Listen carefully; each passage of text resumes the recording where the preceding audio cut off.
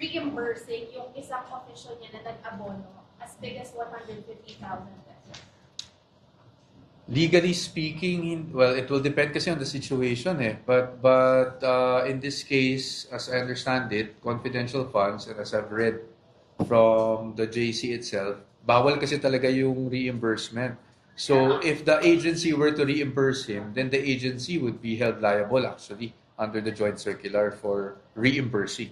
Sir, is that a regular occurrence in the OVP? Pag-aabonohin nila yung mga officials Hindi niya? ko alam. Just like, Hindi ko alam. As you know, I was only technical consultant for the OBP. I never really was an employee of the OBP. I was a legal consultant / spokesperson for the OBP during my time. What about in the DepEd? Is that a usual occurrence? Mag-aabono muna yung mga official and then later on mababayaran or hindi mababayaran? Wala namang ganyang directive na kailangan mo mag-abono. But of course, in the line of duty, there are instances when I've experienced myself na nag-aabono ako, and I don't think that's a secret because I've said that in public during one of the congressional hearings.